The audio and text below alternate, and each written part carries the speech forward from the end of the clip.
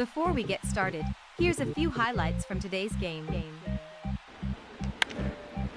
He takes the fastball deep into right field. Judge will run out of room. That baby's gone. Home run on the first pitch. Line drive, a base hit into right center field. Sanchez rounds third. He's coming home. The throw comes into second. It's in. Now here's a pitch, and Margot sends it into left center field. Well tagged, and that one is gone. 1-2 on a Rosarena. And that got Sanchez. Fly ball back into right field. Judge is going to go back, looking up, and that baby's gone. That one's driven deep to right field. There it goes. See ya. Into the bleachers for Odor. That one is ripped into right center field. That ball is going to be in the gap and up against the wall. LeMahieu is being waved home. Get your comments ready. Here's Derek with the post-game reaction. Well, for the first time since 1998, a year that worked out, by the way, the Yankees have the worst record in the American League. And this is just getting worse every day. I mean, I didn't think they had much of a chance against Tyler Glasnow, but he comes out and he struggles in the first inning, and you're thinking maybe the Yankees can get scrappy here and put something together. But ultimately, they fall 6-3. And for a long period throughout this game, they had like 2 or 3 hits. I mean, until late in the game. You just can't win that way. I'm going to go through my notes. I was able to take some notes today. I resumed after quitting my note-taking last night in the 5th inning. So Monty came out strong. He actually looked pretty good in the first inning. I was preparing possibly a President of the Gumby Nation skit with the tie and the suit or whatever, but then after he gave up a home run in the second inning to fall down 1-0, a cheap shot over the right field wall, I felt like people wouldn't be in the mood if we lost, so I decided not to. DJ LeMahieu picked up an RBI single to tie it up at 1 in the bottom of the second, and you're thinking, all right, maybe this team is starting to show some life. Maybe our MVP for the past few years, DJ LeMahieu, the catalyst for so many great rallies for this team, is going to get us started. He does get in a run, but ultimately it's very short-lived. And once again, the Yankees would fall behind. Top of the 4th, Manuel Margot, 2-run home run to put the Rays up 3-1. And Jordan Montgomery allowed just 2 hits on the day, but somehow gave up 4 runs. Doesn't help when your hits leave the ballpark. Now, the one to right field, I felt like the shot to right field was kind of a cheap shot. I don't get super mad at porch home runs, but the balls that go over that auxiliary scoreboard, those bother me more than the others because that's way shorter than it was in the old ballpark. It's just like a really cheap shot home run. I don't mind the short right field porch because it's really hard to pull a ball as a lefty when guys are throwing hard. You know, it's tough to hit one over that wall. Righties get those cheap home runs down the line sometimes. But, I just felt like the home run from Manuel Margot it should have been a double in most ballparks. All right, sorry, from Mija for the first home run to right field. Should have been a double, but second one from Margot was a 2-run shot, a monster shot into the bullpen. Tyler Glasnow sort of settled down in the 4th and 5th. He was out after 5 with 100 pitches, and you're thinking, well, maybe we can get to the bullpen today. Maybe this can be one of those days where we put together some hits against the underbelly of the bullpen, but did not happen. Montgomery began the top of the 7th with a walk. They took him out. They put in Jonathan Loaiziga. Johnny Lasagna gave up a 2-run home run to Wendell, and the Yankees fell down 5-1. That's one of those runs that, that happens to Montgomery because he pitches late in the game, but he loses it quickly. I'm glad the Yankees recognized it quickly today. But once he walked the leadoff man, you knew he was done, and that run comes around to score. That's why he gave up 4 runs, and it was not a quality start. Rougned Odor hit a hanging breaking ball for his first Yankee home run, and the call from John Sterling, "You are odorific." Terrible. Later in the inning, RBI double from Judge. Hey, proof that you can score without hitting home runs. The Yankees scored 2 runs today that weren't on home runs. The single from LeMahieu, the double from Judge. But then with the tying run at the plate. Hicks has one of the worst at-bats I've ever seen. One of the worst at-bats I've ever seen in my life. Swinging at balls way out of the side. Just horrible swings, too.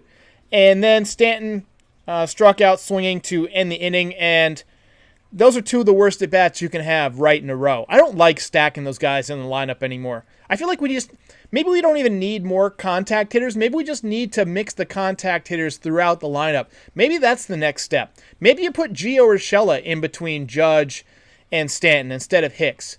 And then maybe you back up Stanton with, somebody else who can make contact. I don't know who that is right now. Yankees go down 1-2-3 in the 8th. Rays get another one in the 9th to go up 6-3. Great play by DJ at first base. It's nice seeing excellent defense over there, but the problem is we only have one DJ LeMahieu. We need more defense on this team. And LeMahieu, you can't play him at every position, but he seems to be the best at whatever position you put him in. And then Yankees go down quietly in the 9th. I wrote down some additional thoughts, just some things. I can barely read my writing. Torres had another bad day. He just looks really weak at the plate. If there was a minor league season going on right now, I'd be an advocate for sending Gleyber Torres down to AAA just for a couple of weeks, not long term. I think he needs to get his confidence back. He looks really bad at the plate. He looks like he's just having bad swings. He's swinging too hard. We know he's got the talent. We've seen him do it. He's got the power. He can use the whole field, but he's trying to pull everything, trying to hit home runs right now. And I just want him to get going. I would advocate for him going down to AAA just for a couple of weeks. Garrett Cole goes tomorrow. Yay, I guess. They might win tomorrow. They still got the worst record in the league, and I'm on my bullshit now, where I'm just angry. So, all right, let's see what we got in here. Patrick says, this team is the reason I have trust issues. Yeah, I mean, we were promised a really, really good team for the last few years. We are improving in the margins because we feel like we're ready to win. We're knocking on that door. Really? Last place? Worst record in the American League? I don't care if it's April. No World Series contender can play this bad for this long. This is horrendous. Horrendous. Hall of Fame, Julian Ellerman says, Garrett Cole's one guy I consider a real Yankee. Because he's good? I mean, right now the Yankees just don't have a lot of good players. So, Yankees lose another series at home, too. They used to never lose series at home. And it was interesting hearing the fans cheer a little bit after Judge hit the double. The stadium actually got loud for a minute, and you're thinking, oh, there's that energy. I forgot that existed. The energy can pump, life into these players, but these fans, they've been waiting for something to cheer for, and I feel really, really bad for the people who are out there just sitting in the cold and nasty weather and watching this go down day after day. By the way, we got to talk about Brian Cashman. We touched on him yesterday, and I'm seeing a lot more people call for the head of Brian Cashman than I have in the past. If you have $200 million plus to work with, you should be able to do better than this. I feel like, and somebody made a point earlier, they said that that he has too many luxury players. I feel like maybe having a high payroll isn't the way to go. The people who generally get paid and make those big dollars, what do they have to play for other than to win? And if you don't win, oh well, you still go home and you got your mansion and your luxury car. There might be a correlation to having too many overpaid guys. I think you need a mix of younger guys. I don't know. Maybe I'm just talking out of my ass. Maybe I'm just delirious from all of these losses. James Dick says, I can't even watch full games anymore. I turn it after 2 or 3 innings. They cannot hit. It's impossible to watch a team that can't hit. I just can't deal with it. They are so bad right now. DJ, even that base hit that he had, that was a little duck snort. That was a little flare. Aaron Judge's double, that was one of the hard hit balls of the game, and Odor hit one really hard into the bleachers. But other than that, they barely hit anything hard the whole day. Even when they worked the count 3-1 or 3-0, they end up striking out. This team just strikes out so much. And I feel like unless Major League Baseball actually changes the rules of baseball to move the mound back or whatever, I just don't think the strikeouts are going away because our guys are in home run or nothing mode. You watch the way they swing. Everybody's aiming towards the pole field, right? They swing, they finish their swing, and their eyes, where are their eyes looking? Their eyes are up in the upper deck, right? What's the first goddamn thing they teach you in baseball when you're in T-ball? Keep your eyes on the ball. Don't take your eyes off the ball. That goes for any sport. If you go back and watch Forrest Gump, of all movies, first thing they teach him when he's learning how to play ping pong, never take your eye off the ball. And they throw, and he's just keeping his eye on the ball. Our guys are swinging. You can't possibly keep your eye on the ball if you're trying to hit the ball in the upper deck. I'm watching guys finish, and they're looking out there. Come on. Jesse Dominguez says Cole Cy form tomorrow, 13 strikeouts. Maybe, but can he hit?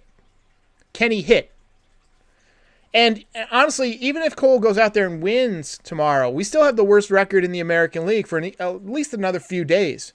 And I don't see any way that it gets better in the near future. And by the way, Gary Sanchez left the game today. I forgot to mention that. Took a foul tip off the hand. He never covers that. And that was one of the things that I wanted to interview Taylor Swanson about. I reached out to him, and he agreed to come on the podcast. But when I tried to schedule it with him, he didn't respond for the day that works for him. So hopefully that'll happen, but we just haven't gotten it together yet. But one of the questions I wrote to him, I send my questions to people ahead of time, is why doesn't Gary Sanchez protect that hand? Why doesn't he put it behind his back? Is it just a habit thing, or is it, because he wants to get rid of the ball quickly? I don't know. Amy Gandolfi says, trade the Yankees. All of them. Send them all home. Get anybody. Just get somebody. I want somebody who can hit. Sam Wendell says, Hal is a disgrace to the Steinbrenner name. I hope you're not related to that guy who hit the 2-run home run today. Let's see. Just in case... Great name, by the way. I get it. I see what you did there. Nice reference. Says, Odor has an ugly home run swing. I don't think it's that bad. I don't like his follow-through. He recoiled, and there it is, right there. He kind of holds the bat up like the Statue of Liberty. Very odd. Guy says, this team is so boring. That's the perfect way to describe it. When a team is a home run hitting team and they're not hitting home runs, they're boring to watch. It's so boring to watch them try and put a couple of guys on via walks and hit home runs. And I know that people say that batting average doesn't matter, but getting hits, there's this old phrase in baseball, and anybody who's been around the game, played the game, has heard it. Hitting is contagious. When one guy hits, more guys hit. It's a different feel to the pitcher when you're giving up ropes all over the field, or you give up a couple of knocks. Even a broken bat hit feels worse than a walk. A walk, you're thinking, okay, that's my fault. I didn't have it together. I'm confident. I'm going to come and get this next guy. Occasionally you don't have it. You walk multiple people or whatever. But if you walk somebody, you feel, all right, I can come back and throw strikes. I'm a pitcher. That's what I can do. But if they're hitting you, it's a different feeling. It's where am I going to throw it? Why are they hitting me? What am I doing wrong? Am I tipping my pitches? There's something to getting hits as opposed to just drawing walks and working the count. Aaron Boone said last week, it's not a home run hitting competition, it's a run scoring competition, and for that he wants guys who can walk. I would argue it's neither of those things. I would argue it's a baseball competition. I'd argue that run prevention is just as important as offense, but in offense you've also got to mix in more things other than home runs. And you've got to have guys who have the capability to pick up a base hit, to do something on the bases that can put pressure on the other team. And I feel like Bill Murray in Groundhog Day. I feel like I'm saying the same thing every day. I feel like it's deja vu, right? Every day we have the same conversation. Why didn't they hit? Why is everybody swinging for the fences? What the hell is Aaron Hicks even doing? Where's Aaron Boone? Why are people not upset? What is Cashman's thought process with this team other than, I want to break the all-time home run record?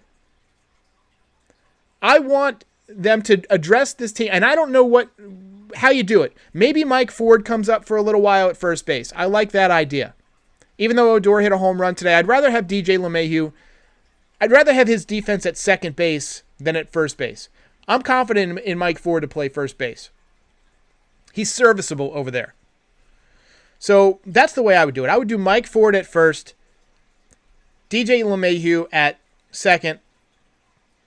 Right now, you have to have Gleyber Torres at shortstop because you really don't have another backup shortstop. I would consider, and I was one of the first people to say no to this winter.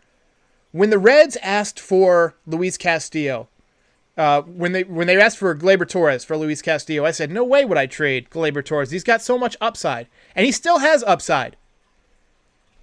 But you look at the younger guys like Acuna, or you look at Vladimir Guerrero Jr. or Bo Bichette.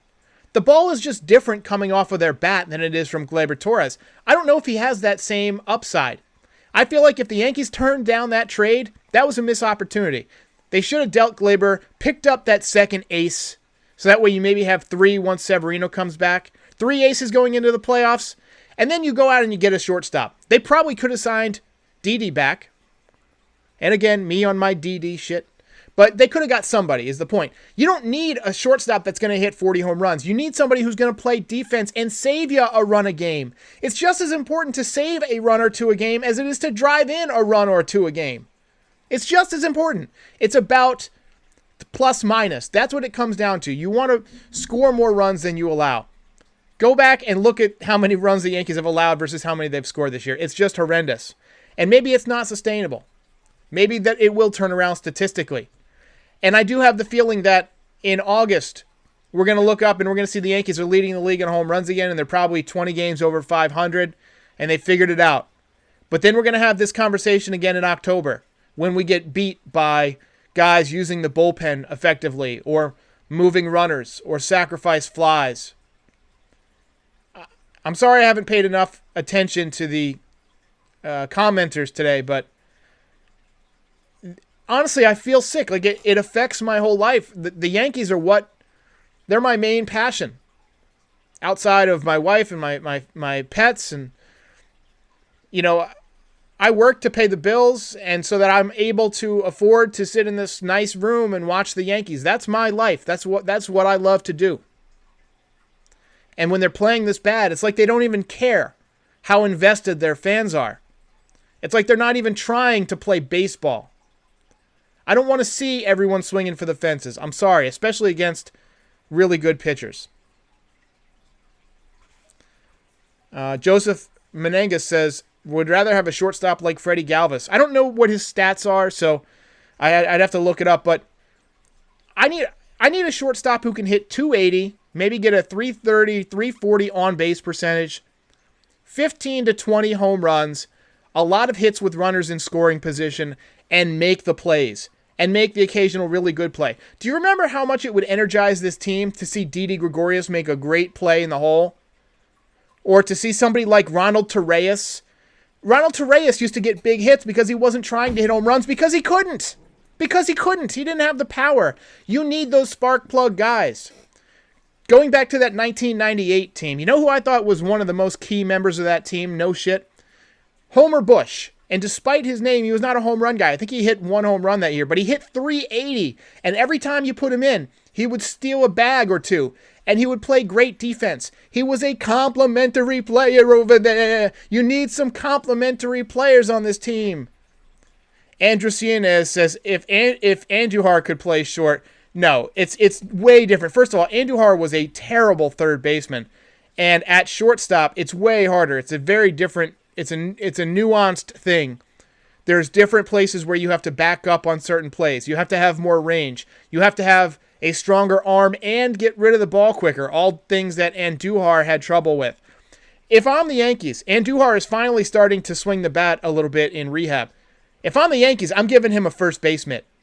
And I'm saying, learn to hit, big guy. Learn to hit. Because if Luke Voigt goes down, you're our first baseman. All right, guys, I'm going to call it a day. I've got a busy night ahead of me. My wife and I are going to watch Nomadland, and then we're going to watch Bad Trip, a couple of movies we're trying to catch up before the Oscars happen. And I really haven't had a chance to watch as many movies lately, despite my shelves back there being filled with movies. I've been so focused on this Yankees stuff and this baseball stuff that I just haven't had a chance to watch any of the good flicks. I watched a movie with the guy from Better Call Saul, Bob Odenkirk, called Nobody. Fantastic movie. Fantastic. It was like John Wick and and Taken meet Better Call Saul. Just a great, fantastic movie. All right, guys, I'm going to call it a night. I will see you next time. This episode is brought to you in part by Vector Travel. Visit bookings.vectorstays.com and enter the code NYY Recaps at checkout to get 10% off your next stay. If you enjoyed this video, please like and subscribe. It helps other Yankees fans find the channel.